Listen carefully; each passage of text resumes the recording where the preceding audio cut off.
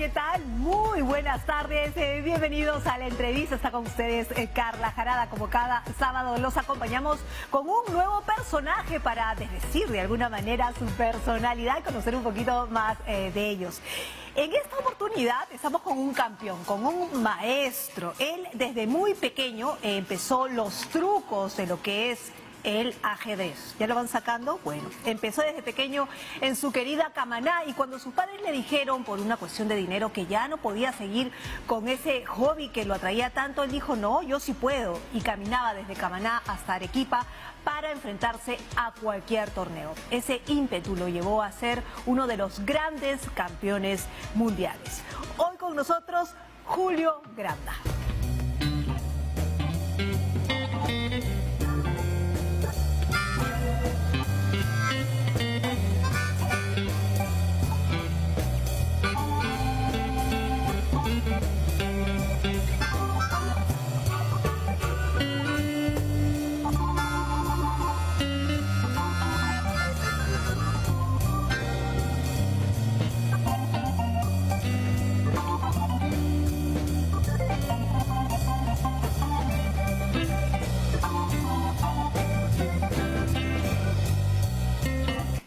Aplauso de bienvenida para Julio Granda, señores. Aplausos, por favor, aplausos. Eso, que se sienta. Eso, ¿cómo está, don Julio? Bienvenido.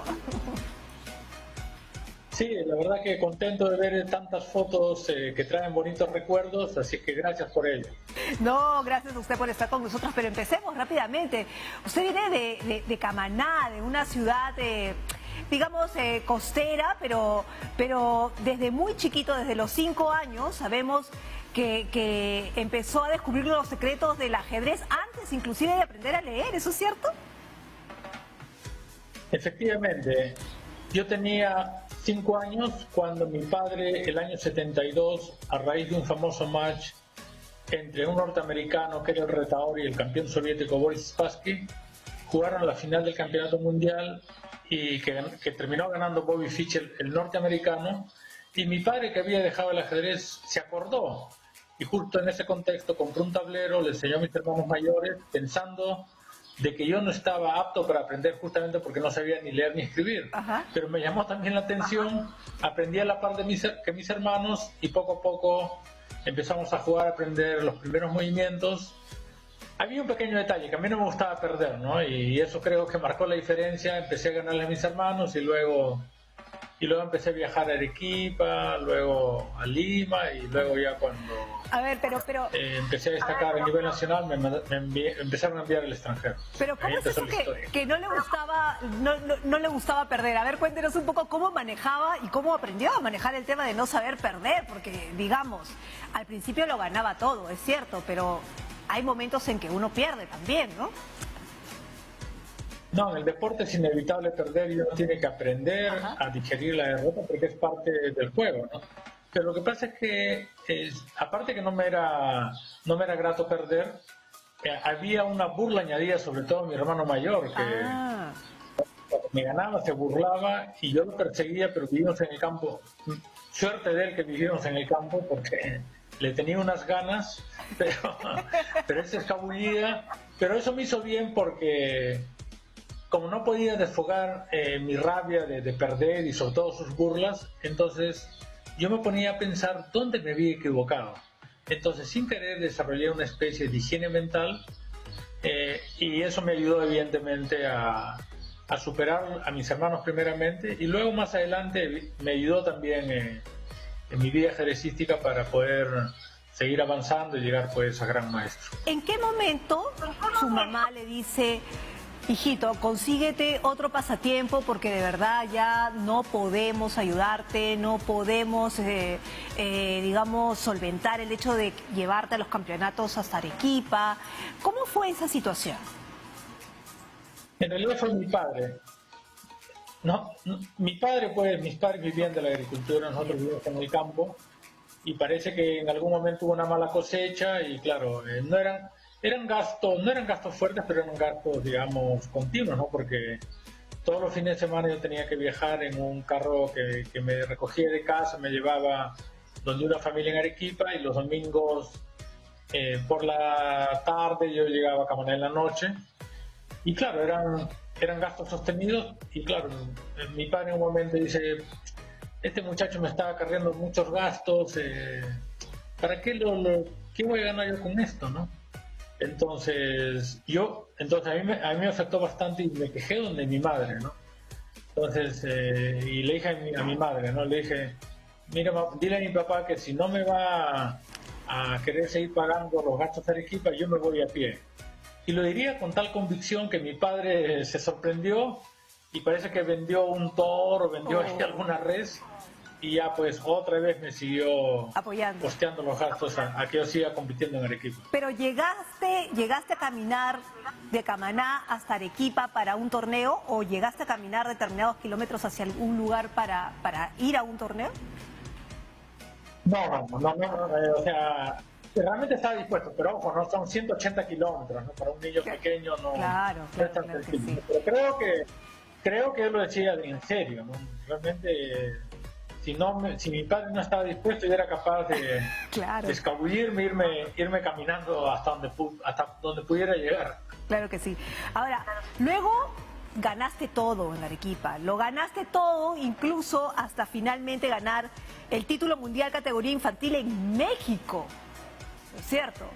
Tanto es así que te recibió el mismísimo presidente de la UNDE en su época, ahí justamente tenemos la foto. Sí, yo no sabía el contexto en ese momento porque don Fernando fue bastante cariñoso. y, y yo no sabía que él tenía, pues, en ese entonces yo era muy pequeño, tenía 13 años, yo no sabía que él tenía una conexión familiar con Arequipa. Entonces me recibió con mucho cariño y para mí ha sido algo muy grato que no hace mucho tiempo pude conocer a su nieto, que también se llama Fernando. ¿Ya? En Lima y porque le gusta mucho el ajedrez y me llevó una foto justamente donde yo aparecía frente a su abuelo, el arquitecto pues don Fernando Belaúnde, que la verdad que para mí ha sido pues una bonita experiencia ser recibido en Palacio de Gobierno y con ese cariño tan especial que tenía don Fernando. Claro que sí. Ahora, después de esta experiencia de ganar ese torneo infantil, tú has seguido, inclusive eres bicampeón, ¿no es cierto? Y ostentas el título de maestro, en fin, has sido premiado y condecorado por el Congreso. Y a nivel internacional eres muy querido y respetado. Yo hoy día he podido ver numerosos programas de televisión, tanto españoles, argentinos, que te entrevistan y te hablan con un cariño y no solamente de tecnicismo de ajedrez, ¿no? Que es todo un mundo, sino que realmente te hablan con cariño, ¿no? La verdad que me puedo considerar afortunado porque el ajedrez definitivamente cambió mi vida. ¿Quién iba a pensarlo cuando en el campo, ahí en la chacra, aprendimos, toda la familia, mis hermanos, pues básicamente aprendimos a jugar y luego el ajedrez me iba a permitir pues viajar por el mundo. Y efectivamente he estado prácticamente, digamos, como 40 años, ¿no? Viajando internacionalmente, o sea, a eso hay que sumarle los años que he estado ya compitiendo aquí en Camaná, en Arequipa. Toda mi vida prácticamente ligada al ajedrez y claro, eso me ha permitido viajar por el mundo durante muchísimos años y claro, sobre todo en el mundo hispanoamericano siempre me han tratado muy bien, con mucho cariño y es una de las cosas bonitas que uno guarda en el corazón. Ahora, sé que tu hermana escribió El otro lado del tablero, que es un libro donde cuenta que es compartir la infancia justamente con un maestro del ajedrez, porque como tú mencionabas, todos tus hermanos jugaban, inclusive pude leer una anécdota en que en un periódico, ¿no es cierto?, en una nota periodística que guardaban tus padres, hablaban de tus hermanos mayores y que tu mamá reclamaba porque no nombraban a tus hermanas. Sí, nosotros vivimos en el campo, como ya te había mencionado, y los roles ahí eran muy claros, ¿no? Los hombres a la chacra, las mujeres a la cocina, ¿no? Y no es que sea machista, probablemente haya un trasfondo así, pero es que era lo normal, ¿no? Entonces, Pero como somos 3 varones seguidos, yo soy el tercero, mis hermanas estaban más pequeñas y eso también influyó para que ellas pues no aprendieran a jugar ajedrez. Así es que, por eso es que incluso a los 3 hermanos Granda Zúñiga, alguna vez fuimos a Arequipa y fuimos campeones departamentales escolares, o sea que jugamos los 3 hermanos, ¿no? Pero mis hermanas ahí se quedaron. Ajá. Bueno, pero una de ellas, por ejemplo, escribe en el libro cosas como que todos han avanzado juntos en tu crecimiento ajedrecista, porque claro, todos tus hermanos jugaban, pero era obvio que tu inclinación y tu talento iba más allá, sobre todo además después de ganar los torneos internacionales, torneos mundiales. Y que todos de alguna manera sumaron en esta infancia, porque tú decías que era muy difícil, además, estando en el campo, la situación no era fácil, digamos, económica. Y que de alguna manera no había ese prejuicio ni esos celos entre los hermanos cuando tus padres de alguna manera te daban un poquito más a ti precisamente en alimentación o no, para que estés apto para poder seguir en el ajedrez.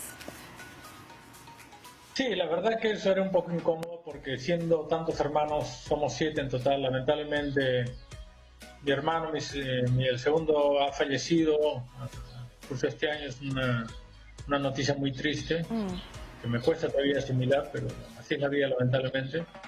Pero ellos en realidad, mis hermanos mayores se preocupaban en que yo, por ejemplo, no hiciera las tareas pues que implica cuando uno vive en el campo, ¿no? Porque había que hacer varias tareas y a mí me gustaba, ¿no? Pero claro, ellos como eran mayores casi establecían que uno tenía que hacer los trabajos más pesados y aparte me daban pues mi padre se preocupó especialmente, investigaba, buscaba que yo tuviera una alimentación que lamentablemente no alcanzaba para todos los hermanos.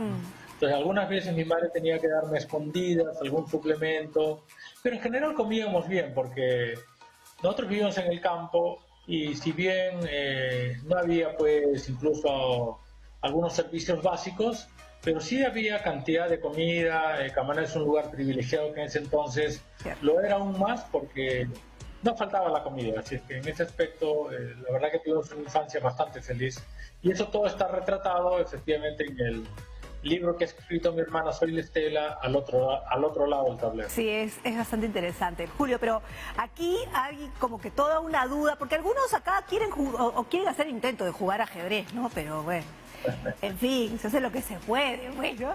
Pero ¿cómo funciona la mente de un ajedrecista? Y te estamos viendo en unas fotos en los torneos. ¿Cómo funciona? Porque básicamente es estrategia, ¿no? ¿Cómo mueves una pieza pensando en lo que va a ser más adelante el juego en su totalidad, ¿no? Porque no solamente es mover una pieza, sino es visualizar todo el juego hasta el final. Sí, los ajedrecistas, por el mismo hecho de que tenemos que pensar cada vez mejor para llegar a un nivel importante, desarrollan pues una capacidad de cálculo, de tal manera que cuando haces una jugada, casi automáticamente estás visualizando varias más hacia adelante. Obviamente, dependiendo de la posición, puedes ver unas 5, incluso a veces hasta 10 jugadas más adelante. ¿Tanto? Entonces, ya eso lo tienes desarrollado. Incluso me ha pasado alguna anécdota, ¿no? Que yo he dado muchas simultáneas por el Perú y también por algunos lugares del mundo. Y alguna vez en Venezuela, por ejemplo, ¿no? Hace muchísimos años, estoy dando una simultánea y de pronto, cuando vuelvo, veo que me falta una pieza, me faltaba un caballo. Entonces, inmediatamente me doy cuenta y retomo el caballo y lo pongo a su lugar, ¿no? Ajá. Entonces, la gente se quedó sorprendida porque se extrañaban de cómo había podido darme cuenta. Pero en realidad es porque cuando uno piensa, entonces de pronto te extraña, ¿no? Porque todavía has pensado una secuencia y estás viendo que algo está fallando. Entonces, inmediatamente reconstruyes y te das cuenta que esa es la pieza que falta. No es que hay una... Sí. Julio, y nos tenemos que ir a la pausa, pero no sin antes preguntarte, ¿y en la vida cómo aplicas el ajedrez? Bueno, la vida ya es mucho más compleja. Digamos, puede haber, mejor dicho, cierta conexión en el sentido de que los ajedrecistas pues estamos acostumbrados a utilizar la lógica, tenemos un pensamiento lógico, pero claro, la vida es mucho más compleja, ¿no? Pero creo que de alguna manera puede influir positivamente si es que uno lo encamina adecuadamente, evidentemente. Ok, de eso vamos a hablar cuando regresemos tras la pausa. Así que un ratito y volvemos.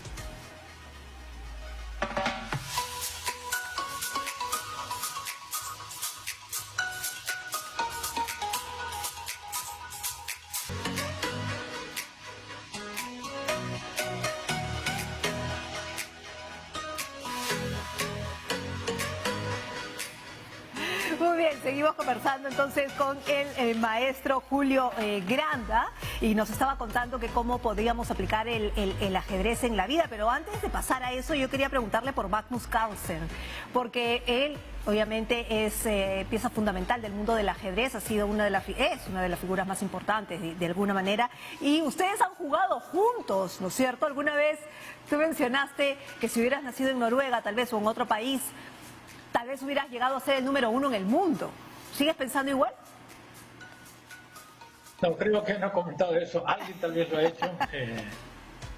Uno tiene que aceptar su realidad y la verdad que con las deficiencias, pero también las virtudes que tiene cualquier país, yo estoy muy orgulloso de ser peruano. Eso. Y por eso que siempre he querido volver a mi país. Estuve viviendo con mi familia 10 años en España, pero ya estoy asentado aquí, incluso en mi tierra, Camaná. ¿Ya? Y con Magnus Carlsen, que es el actual campeón mundial y que es noruego, efectivamente hemos jugado 2 veces.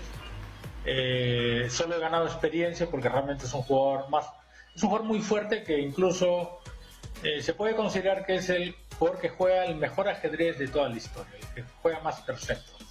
Pero tenemos una afición en común, que nos gusta mucho el fútbol también. Ah, sí. Así es que hemos jugado también algunos partidos de fútbol. Sí. Qué bueno. Ahora, yo justo estaba viendo un video de análisis de ajedrez.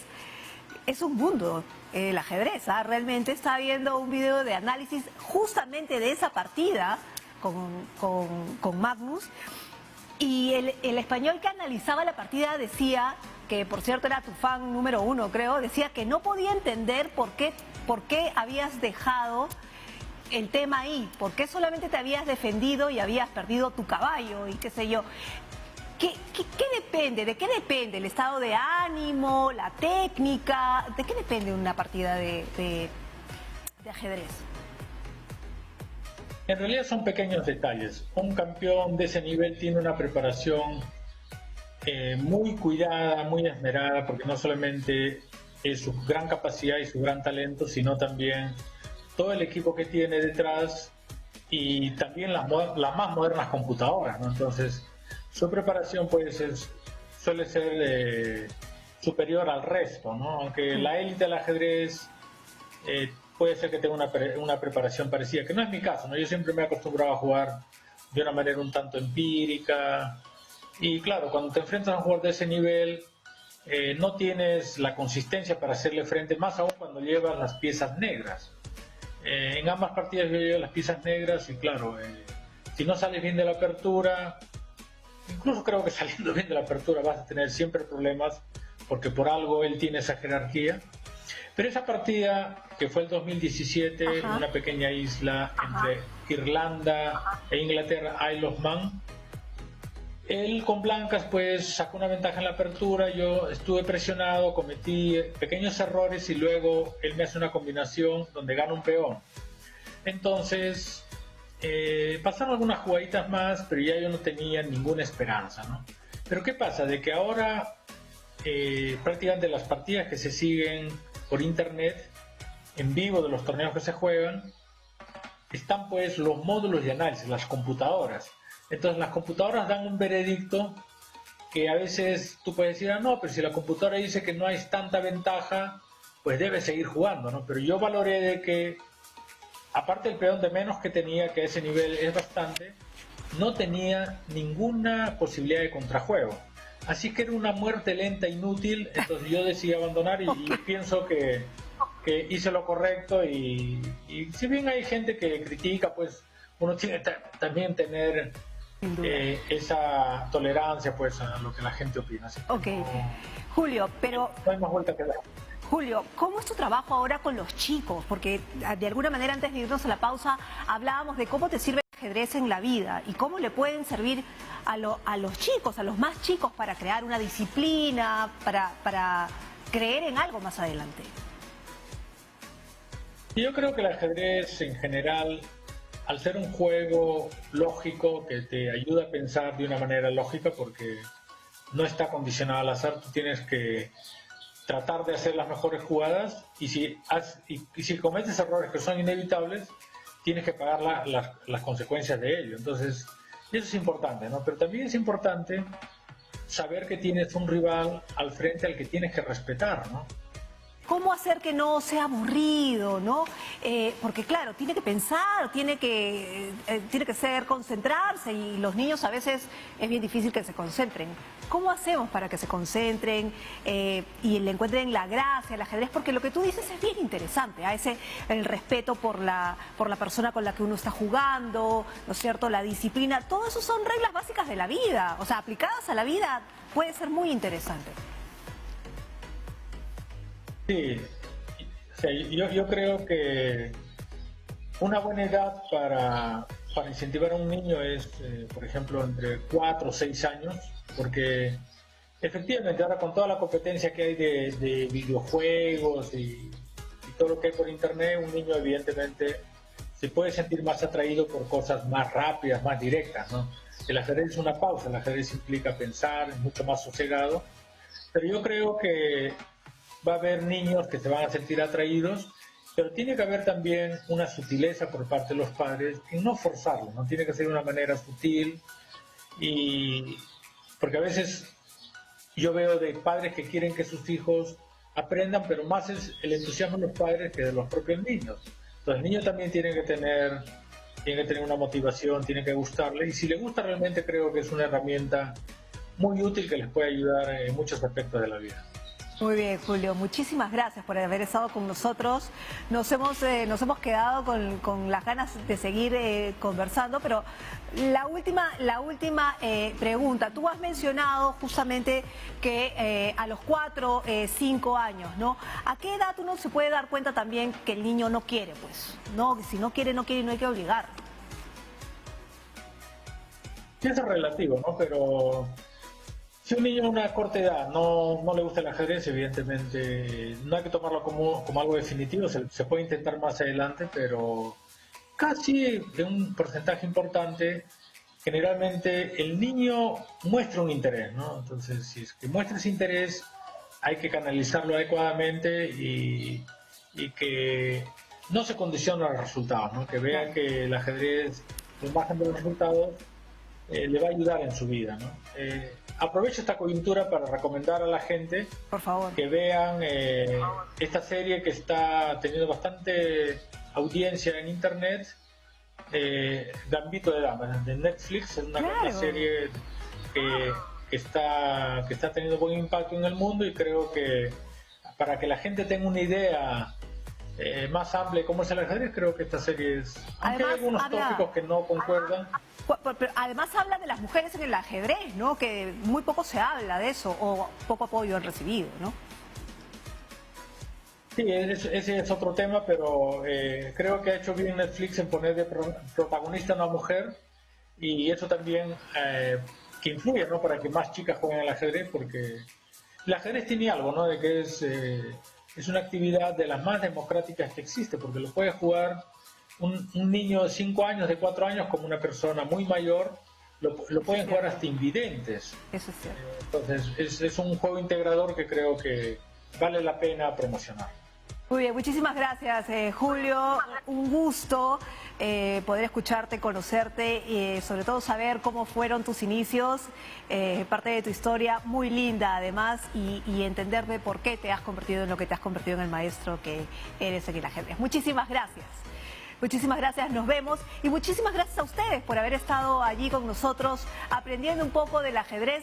Y yo creo que valdría bien, ¿no es cierto?, que en casa empecemos a hacer, ya que no estamos saliendo mucho, empecemos a aprender a jugar ajedrez, a ver si nos sirve el hecho de respetarnos también nosotros y lo atribuimos y lo sacamos a la vida diaria. Muchísimas gracias por habernos acompañado en la entrevista. Nos vemos.